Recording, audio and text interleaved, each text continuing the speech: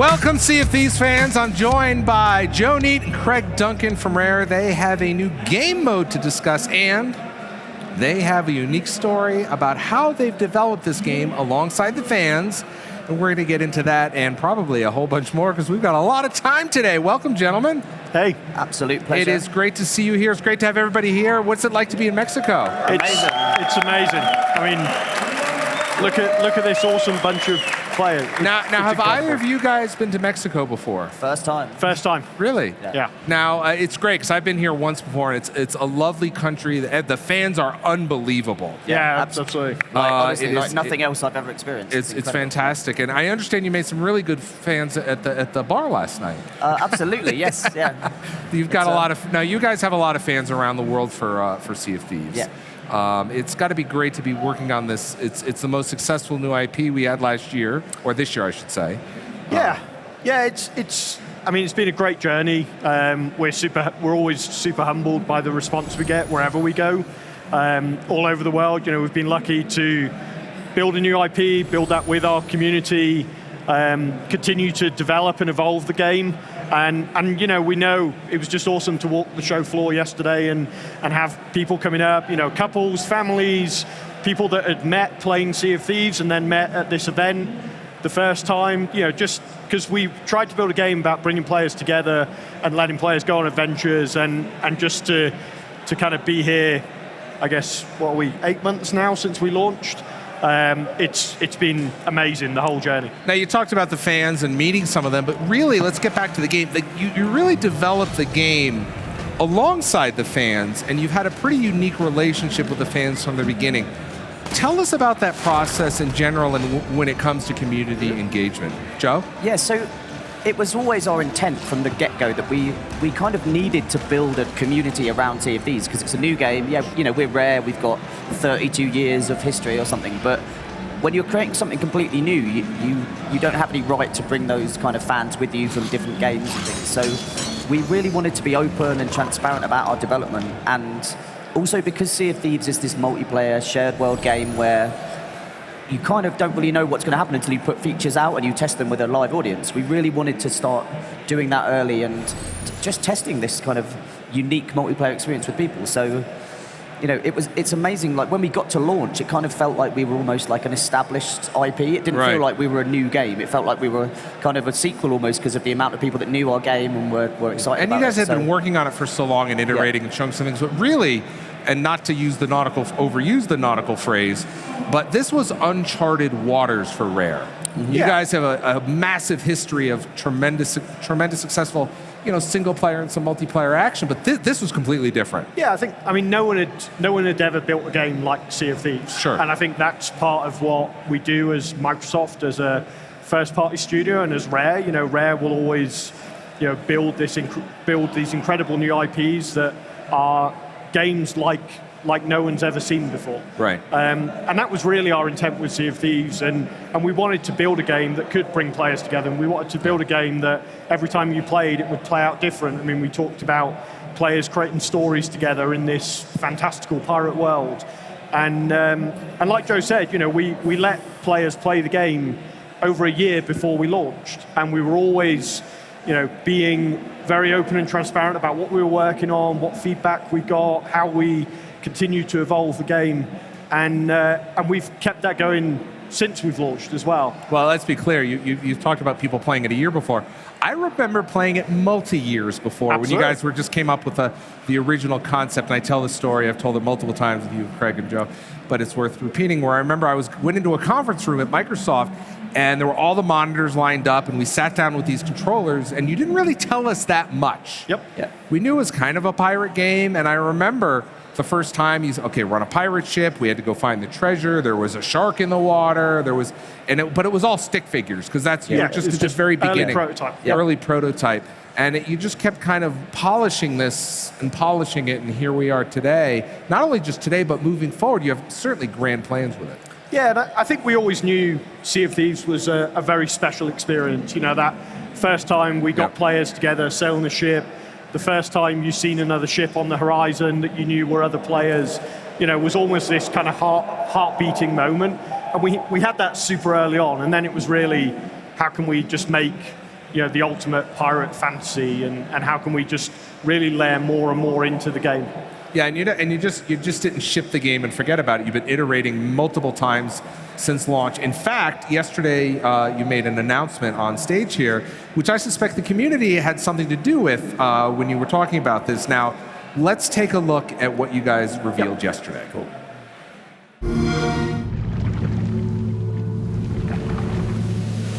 You came here for something new. The spirit of competition runs through your veins. And who am I to disappoint? I introduce to the Sea of Thieves, the Arena!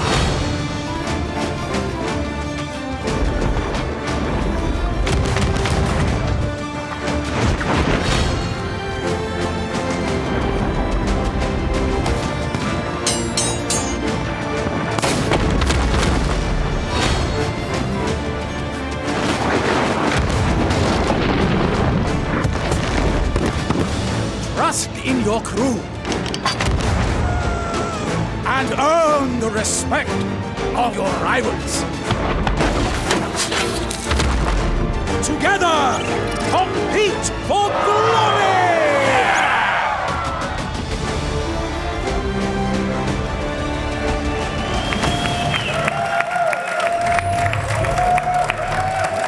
Now, this is a competitive mode, which is, again, something a little different in the Sea of Thieves sandbox, right? Tell us about it, Joe. Yeah, so, we really wanted something that, we've been listening to player feedback and everything, and there's some of our players really want that kind of competition on demand. They want that high intensity kind of action-packed experience, and it's something that you kind of get occasionally in Sea of Thieves in our shared world. Sure. And so we really wanted to give players an opportunity to have that on demand, and maybe shorter session lengths as well, because when you kind of venture into Sea of Thieves, you might want to play for half an hour, but you end up playing for 2, 3, 4. But right. So you want something. Or sometimes you only have a half an hour, and you can only exactly, play for 30 minutes. The dinner's on. You need to what can I play? So it's an opportunity for a different session length, a different experience, but it's still going to have all of that Sea of Thieves magic, right? Like that social fun. But with a little edge of competition. So it's very high intensity. It really gets the heart rate going. Now, in the trailer, we saw a lot of elements. We've got people. I was just noticing we have some people playing. We're not playing that on the floor though. We're just playing this. Yeah, because that's coming out in early 2019. But we saw a lot of things in Arena. We've got the Cutlass. We've got explosion ships. Can you kind of unwrap it a little bit and tell us a little bit more about Arena and what some of the new elements are, and what some elements you're bringing from the other parts of the game? Sure. So it's a new trading company called the Sea Dogs. And one of the main characters is actually from our extended universe, from one of the comics. There's a guy called DeMarco Singh, who's actually the kind of the head guy of the Sea Dogs trading company. So it's a new way to progress in Sea of Thieves. Okay. And really, you're going to start in a tavern. So there's a new Sea Dogs tavern, where kind of a social space to begin the this is the tavern session. Right here, right? Yeah, there's the tavern indeed, and that's DeMarco. And then I think our little crab's there as well, who's our favourite little tease in every trailer. Teaser trailer, crab. Shelley the crab. But and so you'll start in the tavern, bit of a social kind of time. You'll go into there they are. DeMarco and Lassetti, from the comics, and so you'll go into the session. You'll compete for treasure, and at the end of it, you'll place first, second, third, fourth, whatever, and then you'll go back to the tavern where you'll kind of get to earn your rewards and everything. And we're trying to bring what's special about Sea of Thieves, that social thing. So even when at the end of a competitive session, you're going to be there in the tavern. There's a hot tub where you can relax and chill, because why not, right? A pirate hot tub. Yeah. What does that look like? and we're just trying to bring what's special about Sea of Thieves, even to a competitive mode. We still want it to be played in the right spirit, played with fun, played in that kind of fun social way, right? So. And I think as Joe said, having the tavern bookend the arena competitions like that will encourage players to share stories, albeit in a very condensed way. Sure. And it really does bring all of the magic moments from Sea of Thieves just in almost like a highlight reel. Right. And when we've played it in the studio, and we're still iterating on it daily, it feels more intense, but you still have that anything could happen. You still have that real sense of strategy, because it's about, particularly competitive treasure hunting. am I going to try and get to the chest before you? Am I going to try and wait till you've dug the chest up and steal it from you? Like there's just a number of different strategic elements in the way you play, and then add into that a lot of, you know, the emergent aspects of Sea of Thieves. Like, it'll make every single time you go into the arena feel very different. Now, you mentioned the comic. Tell us, let's stop for a minute and pause and talk about the comic, Joe. Tell us more about that. So we've always had a plan to have this wide universe around Sea of Thieves, and to kind of, for people who are really invested in the game and in the world, to give them different options almost to kind of dig in and find out more. But as we move forward, we want to bring all of that kind of stuff together. So a novel came out recently, and in that, Stitcher Jim was a character in the novel, and he was also one of the kind of characters in the Forsaken Shores update. Right. So you're starting to see this link. So you can learn about characters in our extended universe, and then we bring it in to the game. So it's... Yeah, like as we move forward, a lot of the stuff that you're going to have read in the comics or read in the book and stuff will start kind of bleeding into the game and vice versa. And it's really exciting to kind of see all that linked together. And we work really closely at the studio on all of that extended lore so that it all makes sense and ties together. Right? Now, And we definitely wanted that to be supplementary to the players, because I remember when one of our real key sort of design visions for Sea of Thieves was about players being the heroes and being the notorious pirates in the world. Right. So we're always conscious about lore, that like, how can we make it supplementary to the players being the legends of our world? And we've actually seen that play out. You know, I think when we launched, it was all brown ships and white sails, and everyone looked the same. Now, if you go out and sail in the world, you'll see pirate legends, you'll see people that have taken on the Meg, you'll see, all of the adventures that we've given since we've launched, show up on the outfits players are wearing and the ship customizations they have.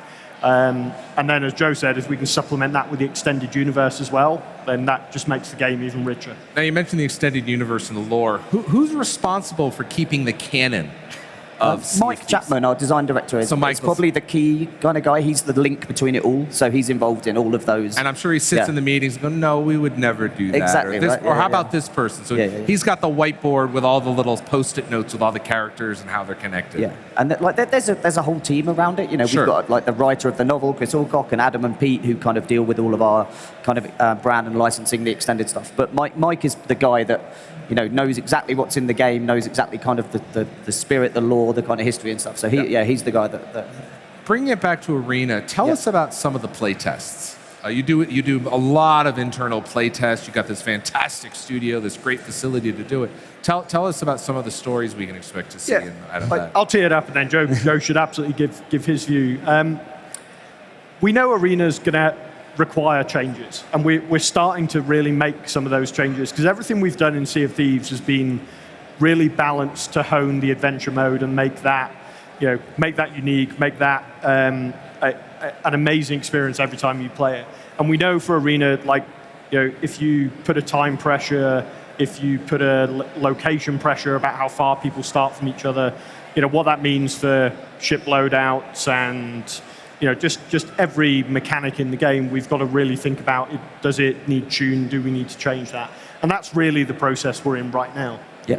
Yeah, and it's a really different experience. Like right at the start, when you get dropped in, you can see the other ships, and you've all got given treasure maps, and you've got the same maps. And so you're looking at where the other ships are going. Are you going to head to the same island? Are you going to head to a different place? Like, you're really making choices based on what other people are doing, moment to moment. It's a really different kind of experience. But it's kind of interesting enough, if we think about when we've been playable at shows like E3 or Gamescom or wherever. Or here. Or here. But we've, previously, we've purposely made 20, 30-minute kind of sessions, and we crafted them to be really good on the show floor. And actually, it's this is kind of harking back to that a little bit, which is where you're bringing everyone together a bit more, really trying to drive player encounter frequency a lot higher than you would in the big shared world of adventure. So, as soon as you put a competitive spin on things, it really changes your focus as a player. And so, like Craig says, there's going to be a ton of iteration for this. And so we want to get it, like we did with the main game, like with Sea of Thieves prior to launch. We want to use our pioneers, we want to use our players to test and give feedback and iterate. And that's our next goal on the roadmap for us. Before we launch to the wider audience, it's all about, let's get it to pioneers, let's test, let's take feedback, and let's iterate and change. And I think that will take like quite a period of time and quite a period of playtest, because it is a really different experience, even though it's using a lot of the same ingredients. You know? I also want to remind folks at home that if you're a Game Pass subscriber, you can download this game right now and, of course, get ready so you can kind of learn a little bit about the mechanics. Yep. And then, of course, you'll be ready next year when you launch the arena. Yep. So we've got some questions here in the crowd. I've got my eye on the chat in Mixer at mixer.com/Xbox. So if you have any questions, drop them in there. If I see any good ones, I'm seeing lots of taco emoticons. I don't know why. But we have some questions here in the audience right now in front. Hi there, what's your name? Hola, Ramsés Moisés. La pregunta es, ¿el modo arena se va a jugar solo o a fuerzas necesitas a un acompañante o a alguien que te acompañe durante el servidor? Is that? Okay, so the question is whether in arena mode you can play alone or you're forced to play as part of a team. Yeah, so we're going to be testing that, honestly, at the moment. Like, so we're really in that iterative stage at the moment of finding out what's the best experience, what's the best crew size and stuff. So we're literally going to be testing that with our players and kind of getting feedback and make the decision based on what the best experience is. So, like, yeah, lots of open questions on it, really. So become a pioneer and send in that feedback. Yeah. All right, we have another question. Hola. Yeah, hello, I'm Juan. And first of all, thanks very much for this great event. It's great. My question is about the multiplayer. What are you expecting to be this very competitive or half competitive? And is this a new generation of multiplayer games? I mean, it's the first time that I see a multiplayer game with a whole crew fighting with another crew in a boat or a vehicle like this. Yeah. Yeah. Do you want me to tell us? When we set out to make Sea of Thieves, we wanted to make a game that the crew cooperation and the soft skills and the ability for a crew to work together could be the difference between you winning a ship battle or not.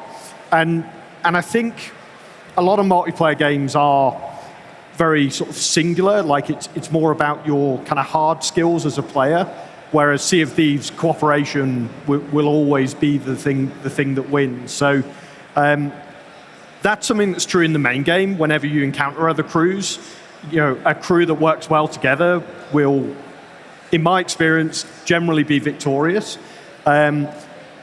We think that's the way it will play out in Arena, but we don't know. And that's why we need to continue to play test and iterate on that Arena experience. But we think it will feel very different to every other session-based multiplayer game. And that's our goal for Sea of Thieves. Thank you. Great question. I got a question here from the Mixer chat. Let me see if I can find it.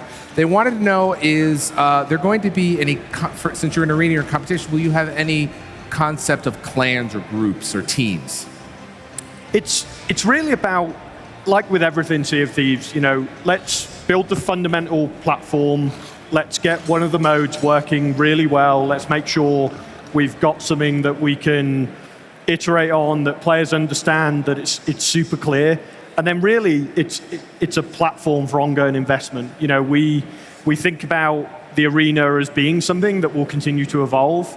And also, if you think about the arena as being one thing, the adventure mode, the adventure world of Sea of Thieves will be something else will continue to evolve. So it's really about trying to create a platform that we can keep adding to with our players. Yeah, and we've got teams working on both parts of that. So you've got teams working kind of on new stuff for adventure mode. So you've got like Shrouded Spoils is our next update coming kind of late November, which we didn't show yesterday. We wanted to show something different, but that's all about kind of new features, new stuff for adventure mode. And one of the things you would have seen, like I think our Keener-eyed fans spotted in the trailer we showed yesterday, is a new type of explosive kind of. Yeah, what is that? tech. It made like a mushroom cloud. It was pretty epic. Yeah, so that's kind of like a skeleton. You see it's wrapped in bones, basically, and it's 3 times as explosive as the previous explosive barrel. So, wow.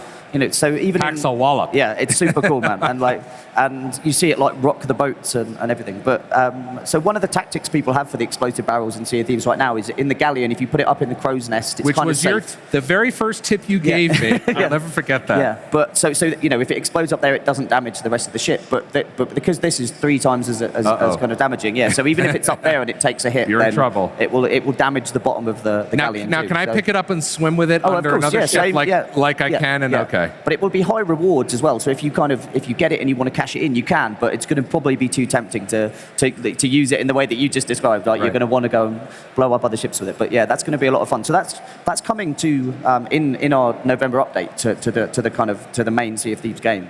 But it also will obviously be used extensively, I imagine, in the arena. All right, we're here at X018, Mexico City. We've had an unbelievable 2 days. We're talking to Joni and Craig Duncan from Rare about Sea of Thieves. We have questions. We're taking questions. Who's next? Hi there. First, I want to say hi. Hello. My question is, with this new expansion, the arena mode, I want to ask what next and how long will be adding content to the game, and how long do you expect to be developing the game? As long as people are playing it, basically. Like honestly, we have ideas for years, basically. Like, and so we want to be growing adventure. We want to be growing arena because, like, there's loads of different player motivations for Sea of Thieves, right? People want to play in different ways, and adventure is, it's all about that free-form kind of going out and kind of... You never know what's going to happen. Yeah, never know what's going to happen, the emergent nature and things. Whereas arena is much more that competitive on demand. But we're all in on both parts of the game, and so it's going to be really interesting to see how those grow and evolve. And so there's obviously the team that's working on the arena, but there's a team working on a future update that we haven't really talked about yet, that's really about enhancing kind of quests and bringing a bit more kind of guided quests, guided goals, more lore, more story to Sea of Thieves on top of the kind of existing quest system. So there's a team that's working on that at the moment, and we're really excited about that. We think that's going to bring something really unique, something really different to adventure. And if you think about the Hungering Deep, our first update that we released, like that proved to us that you could have a little bit of story, a little bit of guided goals, but still have these amazing shared world kind of adventures and experiences and stuff. So and so we've had a team working on that pretty much since then, to be honest, on building this new system, this new way to play for Sea of Thieves. So yeah, that's something that's really exciting that's in store for the adventure kind of part of Sea of Thieves as we look forward. Yeah, and I think to add to that as well, we know players have told us they want competition on demand, but we actually and we don't know ultimately how it's going to play out, but we think, we'll see players will come to the arena and hopefully they'll go and play in the adventure, and we'll see players come and play in the adventure mode, and then, like you say, if it's a time pressure or they find a great crew that they feel really awesome about playing with, they'll want to go and take that to the arena. So we do want to encourage players to try both, and as we continue to evolve and iterate, like all these things, Arena V1 will just be the thing that it will be the platform for us to continue to expand on. But I don't want anyone to take away that it's not, like, Arena's an and to Sea of Thieves, like it's something that builds on top of what's already there, and we're going to continue to be fully committed in the adventure mode of the game as well. Got a question here from Commodore Merlin on Mixer. Wants to know, will progress from Arena be brought to Adventure, and will Adventure to Arena? How will those two sit next to each other? So it's the same progression systems, but it's just a new trading company, so a new way to progress. So, but your rewards there will kind of carry over and vice versa. So yeah, absolutely, like the same kind of system. So. There you go. All right, we have another question here on the floor. Hi there. Hola. Hello, I am Antonio. Hello, Antonio. Una pregunta. ¿En algún futuro planean agregar una expansión o un modo más agresivo de la arena sobre casa de jugadores? Question is whether you're going to at some point add a mode that's even more aggressive than the arena to hunt players. Wow. I think, we know some people really want that combat kind of on demand. And I think, like Craig says, the arena is a platform to grow and expand upon. And we're very much going to be listening to feedback from our players. And it's like, so yeah, the next step for us, like we talked about, like let's get this mode, let's get it into Pioneers, let's start taking feedback on that. And then we'll decide, like, how much do we iterate on that mode? Do we add different ones? Like, it's really going to be based on what the top demands are from our players, right? And it is that. But I think also we'll always want to have a Sea of Thieves spin on any mode, be it adventure or the arena. And I think that's really about making sure that if Sea of Thieves is going to do competition and competitive modes, then they'll feel very unique and a very Sea of Thieves way of doing it. Yeah. But even this mode, like, it's competitive kind of questing, but there's going to be a lot of battling, a lot of kind of competition between players in this mode itself. So we're like very much in the kind of position at the moment of trying to tune and balance and get that feeling right. But again, it's all going to be about, let's get it out to players, let's get their feedback, and then let's get it out to the wider audience. Now, the community, they love the world you've created. They love playing it. And you guys have fun back with the community. I'll never forget when you launched, someone came up with the idea of the day one eye patch. Yes. Which is brilliant. And I got one. Yeah. So I thought, and you guys have always done it now. I know there's on Reddit, which is a popular site. Yep. We read it. Somebody has created a shanty, which Joe, I think you enjoyed. You found the shanty, right? You're going to make me read this. Yes, we've got it. We've got it here on the prompter. You should see that right over there. Okay. So if you could. So I don't think that's the start of it. So I think if we scroll up a little bit. First of all, let me tell us about Stabby Krabby, and we'll cue that up. Yeah. So in all of our trailers, we've basically had this little crab that we put in the first one, and everyone reacted really well to him. And so now he's like a little Easter egg in all of our trailers. And so in the you can see him there holding his little sword alongside DeMarco, cheering at the end.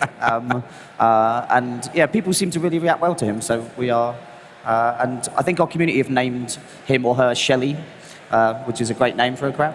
Now, I believe Shelley's one of the writers as well, right? Shelley's one of the designers. One yes. of the designers, that's right. Yeah. How did Shelley feel about that? I think she's receptive. Yeah. Yeah. But yeah, it was a great name. When somebody posted it on Twitter, I was like, yes, sold. So. And then someone on Reddit created this shanty. So I'm going to ask if you could read us this shanty. Okay. I'm going to read it rather than sing it, because anyone that's heard me at karaoke, that would be a terrible idea. All right. So mess with the crabbo, you get the stabbo. Go to dinner, he get the tabbo. Playing Fortnite, he dabbo. Going to synagogue, he the rabbo. Have a conversation, he gabbo. There you go. That is a work of art. Excellent. Thank you very much.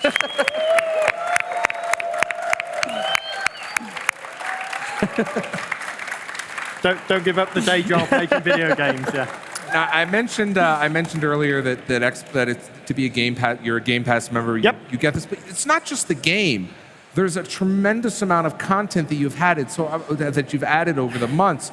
Joe, can you go back a little bit and just walk us through your first, your second, your third, just to give people a sense of the scope of what you've been working on? Absolutely, yeah. So it was really important for us that we showed our intent to kind of grow and update Sea of Thieves as a, and bring players on this adventure with us. And so, probably about, 6-8 weeks after launch, I think, we released The Hunger in Deep, which introduced the Megalodon as a threat into the world. Right. And that went down really well, again, with the story, with Merrick kind of introducing this creature into the world, people having to team up to kind of combat it. We introduced the speaking trumpet, which was a really cool feature for people to communicate over distance and stuff. Amazing to see like the Rick rolling that people were doing without playing a bit of Rick Ashley over the speaking trumpet. And then Cursed Sails introduced skeleton ships, which was kind of the main kind of feature of that. And Cursed Cannonballs, which are super cool. And again, in the arena, they're going to really come into their own, I think, like people using them to stop other ships, to raise the sails and things.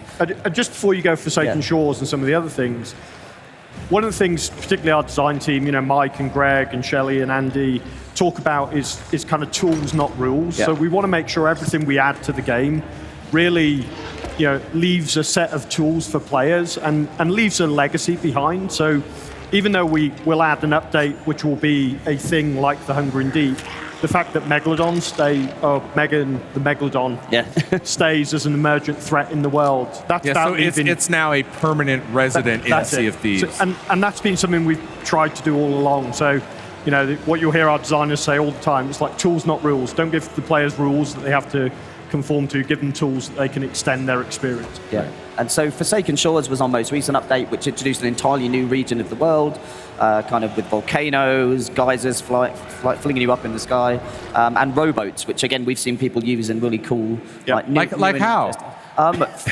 Filling them up with explosive barrels and sailing towards and climbing onto others, and even just I think somebody completed like an Athena 10 voyage, which is like the most hardest, most difficult, longest kind of quest in the game. But like, so he set out to do that and spent hours just rowing around everywhere and completing all these crazy quests. It's even those classic stories of like, we got sunk, we managed to get all our treasure onto the rowboat with an explosive barrel. Like someone tweeted me a screenshot. There were like 6 pirates on the rowboat, and they're like rowing away, and then someone took the explosive barrel and blew up the ship that sunk them. And again, it's just all of those, awesome emergent things that can't happen in any other game. Yeah. And so Shrouded Spoils is our next update, which is coming late November. So we're currently testing that with Pioneers, making sure that everything functions as we expect. And it's really a collection of tons of features that people have been asking for and everything, and a few that Tell us about some of the features. Yeah. So some of the stuff we've confirmed already before I get onto my sea of T's and start leaking a few things is fog into the world. It's like a really just a new, really atmospheric thing that's going to be there. So this will roll in over islands where you want it, makes visibility. We can see a little bit really of it on hard. the Ferry of the Damned. Yeah, absolutely. Right? If you look off, you'll see it. Yeah. So, but this will be in the world again. Like it can It's just almost like roll an in. emergent threat in itself. Yeah, and really makes the crow's nest a really great kind of tool, because if you climb up, you can get above the fog, you can kind of see, and it really means those sea rocks and islands almost, they become a hazard when you're just sailing around. Sure. And it's like John Carpenter's The Fog, basically. Like things will just emerge out of nowhere. Probably most of the audience too young for that reference. But showing my age there. But so that's super cool. It's really atmospheric, really different. And we're expanding ship customization, so you're going to be able to customize the ship's wheel, the cannons, the capstan. So some really cool stuff there. Like what about the name? Sorry, not yet. Okay, not yet, but that will come. That will come. And obviously the kind of the much more explosive barrel is part of that update. And we're also going to be introducing rewards for the Megalodon and the Kraken. So that's something new that we haven't spoken about before. So yeah, if you manage to take down the Meg, you manage to take down the Kraken, you'll actually get rewards from them. Which is something like people have been asking for, especially even from like the Hungering Deep. They were like, give us reasons to go and replay, give us reasons to go battle the Megalodon and stuff. So that's going to be coming in. And we're also going to be making more of the skeleton ships. So at the moment they are like you can only really go and encounter them when you see the cloud on the horizon, the kind of ship-shaped cloud. But yeah, they're going to be more emergent in the world now, roaming around. So like when you're looking through the spyglass and seeing a ship on the horizon, it's like, is that a player? Or is that a skeleton ship on their kind of own adventures and stuff? So that's going to really add to the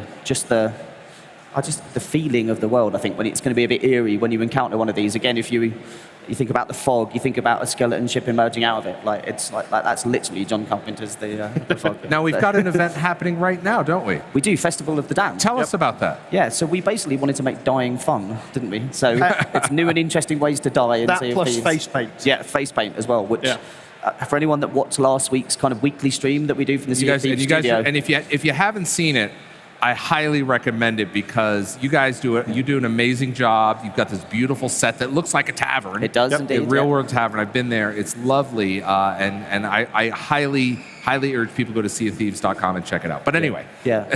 But somebody had used the face paint and some of the cosmetic clothing and stuff and the hair color to basically look like a really terrifying clown. And no. No. And they were incredibly imagine. good at the game, and they were just they were just hounding us for about an hour. But yeah, that was part of the stuff we brought in with Festival of the Damned. But really, it's about the different ways you die. If you go to the Ferry of the Damned, you'll be able to light your lantern a different color based on how you die. If you get struck by lightning, it's white. If you get blown up by, a volcano, it's red.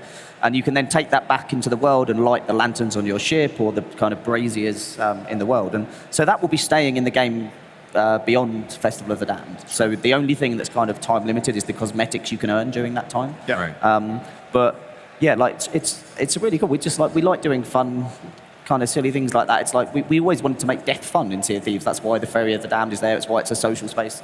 And so we wanted to enhance that with Festival of the Damned. Yeah. And almost as releasing things like the Festival of the Damned and seeing what players do with it. Like it almost feels like we release it and that's the beginning of the feature and the beginning of the tools, and then it's really like seeing where does it go. That's it. And our community is just so creative and so incredible, and it's just like we almost can't keep it up. Right. with Yeah. all of the streams and clips and Yeah. pictures. It's just awesome. We saw somebody. We imagined that someone would light all of the lanterns around the ship different colours, like a party boat. But someone also then filled all of the cannon barrels with different coloured cursed cannonballs, so which kind of give off these different coloured glows and stuff. Right. So like just and shared an amazing How screenshot. festive. And again, we just didn't think like we didn't even consider that. Right. We were just like, oh yeah, people will light up the ship, and then someone went and took it to the extra- next level, like they always do. Our community always surprises. It's. I'm just going through the chat here. People are very excited about the Megalodon. Yes. And some of the taken down. They're going to go back in and take them all down. And There you go, whatnot, the yeah. Kraken. Now, what's also a lot of people forget is that you've successfully launched the game. It's going great. Yep. And you can play it on PC as well. And that's an incredible option for PC players. How has that gone? Because it's great to be able to use if you've got a great PC, you can use, or even a not great PC, you can use it. You can Absolutely. be I cursed. mean, the kudos to the team that essentially managed the PC version in-house. We wanted to make it work on laptops and PCs that weren't powerful. Right, the full spectrum. Yeah. So the team did really well, and also actually support a lot of high-end features as well, but also keep that as parity as possible with the Xbox One version, the Xbox One S version, the Xbox One X Right. version. Because for us, it's our goal has always been we want players to play together, and we want to remove barriers for you Sure. to play with the people you want. Yeah. And that's something that we hear people talk about it. We see people's home setups where someone will be playing on the console on the TV, someone will be playing on a monitor on a PC next to them. So it's just really about us enabling you to play with your friends as easy as possible. Wherever you are, Wherever you whatever are. you're doing. Yeah. Right. Yeah. But the platform tools of like cross save and cross play and all those like incredible, right? The It's play seamless. anywhere kind of Yeah, stuff. yeah. It's the fact you can just be playing on your console, then you can be traveling on your laptop and play, and everything And you don't have to transfers. sync anything up. Totally. It just happens. Absolutely seamless. It's just magic, basically. Yeah, it's actually I know it's not magic, but for me, it's actually it's Azure and cloud Yeah, yeah. gaming. But yeah, I mean everything. Sea of Thieves is a persistent online game. We have very clever servers and services that keep all that stuff. That whole team. in our Yeah. Azure Yeah. cloud, which is great. And so it's really about when you go in and play Sea of Thieves, you've always got all your progress and your friends and all that stuff wherever you want. Yeah. So it is like magic. We want it to feel It's like basically magic. it. I don't understand how it works, but it just does. It just does. The engineers do. Now, can we take some more questions from the floor? Totally. Cool. Yeah. All right, let's take a look. We've got a question right here. Hi there. What's your name? Hi, ahoy. My name is Caesar. I'm a We pirate. met yesterday. How you doing? I'm a pirate here from Mexico City. It's great to have this new PvP experience, really focused on combat and fighting with your crewmates. And with the weekly events, you introduce a lot of objectives and missions to the adventure mode. But usually what I like to do with my friends is just go and have fun in the island. What are your plans for having interactions, for example, with the cooking pots that you have on the islands, and what are you interact with? Sometimes we see fish in the ocean, and this casual interaction that you can do with your friends just to have fun in the world. Yeah, I think it comes back to what Joe said earlier. That there's lots of ideas and things we could do, and some of this is it's on a whiteboard, and some of this is there's things the team are playing around with and mechanics, and some of it is things that we know we're going to do that we just got to find the right opportunity to talk about. Yeah. So whatever we do, though, if we were ever to do anything like that, like fishing or cooking or whatever, it would be done in the Sea of Thieves style. We'd want to do something unique. It wouldn't be like you'd find in other games. And I can say that Mike Chapman, our design director, is very passionate about those features right now. Yes, he is. Yeah. So yeah, keep your eyes peeled in the future. Thank you very much. Thank you very much. Now, we've got, do we have another question down here? I know that we've got, okay, great. Now, we're going to bring up on the screen up here, tell us what we can see, what folks at home are taking a look at. If we can take a look at the monitor, we've got some concept art. What are we looking at here? Cool. So this is just an example of one of the rewards that you're going to be able to earn. So this is look kind at of the that. Sea Dog Cutlass from the arena. So again, you can see the styling, the colorization is very much the Sea Dog color. Same colorization you see in the logo itself. Right. So the kind of the red, the blue, and Yeah, and as we think about Arena, it's another opportunity for us to give players opportunities to earn unique rewards, which form a part of their pirate story and their pirate legend in the same way as we do with the adventure mode. So again, we want that moment when you see a crew and you see them decked out with those unique cosmetics or those unique items that you know what they've done, you know they've achieved something to earn it. Lovely. All right, we've got another piece of concept art. If we could throw that up on the screen, and if you could explain this to us. Look at this. So this is actually just a shot from the trailer. So just showing that, you know, like it's going to be bringing players together, going to be bringing crews together, but also that the emergent nature of the world with the too. So here you've got the storms, you've got the lightning. So yeah, in any session, you know, in any arena session, a storm could roll in just like it does in the kind of adventure world. So like Craig said earlier, every session is going to play out differently because you're going to have all of these emergent things happening on top of what you're doing as a player.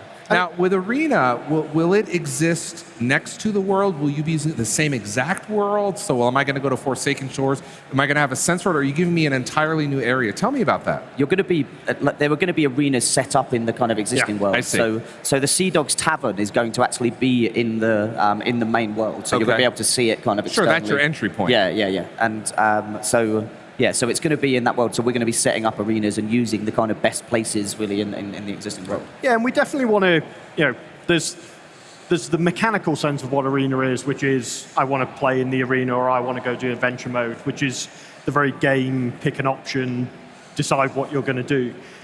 There's also the kind of lore and story aspect, which is, you know, the reason we announced it as a trailer with DeMarco is really, you know, it's about competition coming to Sea of Thieves. Sure. And we want players to talk about the arenas as an in-world thing. So, you know, we know pirate crews have sailed out to an arena, they've competed with other pirate crews and they've won.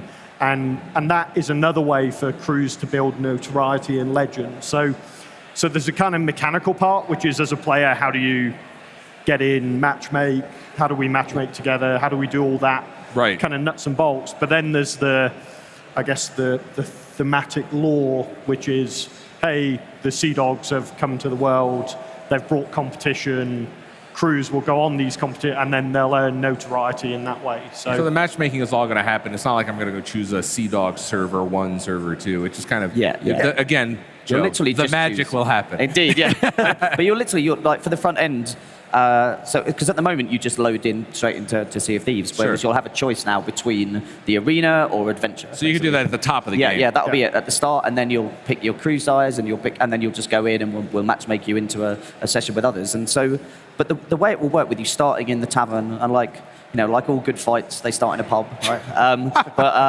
But you start in the tavern, then you're out in the in the kind of competitive mode. You come back to the tavern, and we'll keep those crews together. So as long as you stay in, you'll kind of be playing against, because we really want to build up that kind of ongoing rivalry with crews, and we want to see people make friends there, like, you know, like the Ferry of the Damned. Even if you've been fighting each other and you meet on there, you share stories about how you've died or whatever, and you make friends. We want to see that happen in the competition mode. So again, like, we want it to be played in the same spirit as Sea of Thieves is played in, and like, yes, have competition, have rivalry, but at the end of it, share a grog in the tavern and kind of and make friends. It'll still invoke stories and adventures, but in a different way, with different parameters and different goals.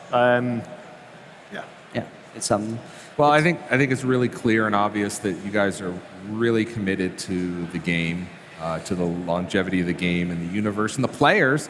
And we're here in Mexico City. We've got a lot of folks watching online. Do you have any final message to the players before we wrap up? I think for me, you know, and like we announced the arena yesterday, you know, Joe and I were both looking over sort of social media and our forums and Reddit, and all I'd say is, you know, we are totally committed to Sea of Thieves. We're committed in expanding the arena and the adventure modes of the game. You know, trust that we're going to do that with our players. We're going to do that with the right intent to do the right things for the game. And people that worry about things like, you know, whether it's splitting the player base or balance or anything, like, you know, we're focused on that. And, you know, we do some clever stuff with adventure that, you know, when, as players have seen, like, you know, when players leave the servers, we'll matchmake people and migrate people to different servers.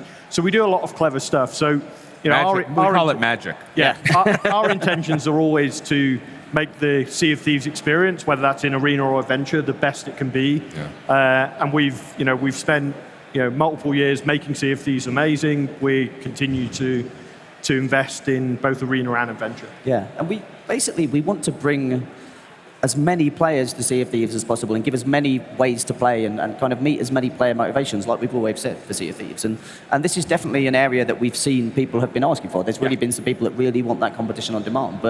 And so it's really important for us that we meet that need. But at the same time, we know that what's made Sea of Thieves so special is this adventure world, this kind of emergent shared world thing where everyone has these amazing stories. And we've been meeting people here at X018 who have been sharing those stories with us. And that's the thing that always happens. Whenever you meet anybody that's played Sea of Thieves, they'll show you a video on their phone that they captured a clip of something amazing that happened, or they'll share a story that was unique to them. Yep. And that's what made Sea of Thieves so special. So it's not like we're going to abandon that. That's Sea of Thieves. That's at its heart, and that will happen. That's the fuel to the engine. Exactly. Yeah. Right. And for us, it's always about doing more. How can we do more? How can we give players more? Right. Yeah. And so and so speaking to our community, to everybody here, Sea of Thieves is nothing without its players, right? It's nothing without the stories, without the moments that everyone has. So thank you to everybody that has played so far, that shared the stories, that has made Sea of Thieves what it is, and will continue to make it so, right? Yeah. And we'll keep growing and adding and giving more opportunities for stories as long as people are playing and sharing them with us, right? I will tell you right now that if you're not playing Sea of Thieves and you're not a Game Pass subscriber, go get it. Get it for $1. Yeah. Okay? Check it out, and it is probably the most fun you can have for $1. I'll tell you that right now. So go check that out. So I want to thank you guys. I want to thank everybody here in Mexico. Thank you very much. Thank you, Craig. Thank you, Joe. If you want more information, go check out seaofthieves.com, and we will leave you with this trailer for the arena.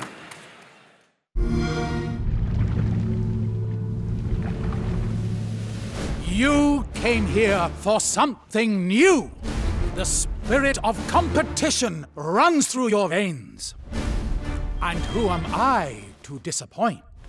I introduce to the Sea of Thieves, the arena!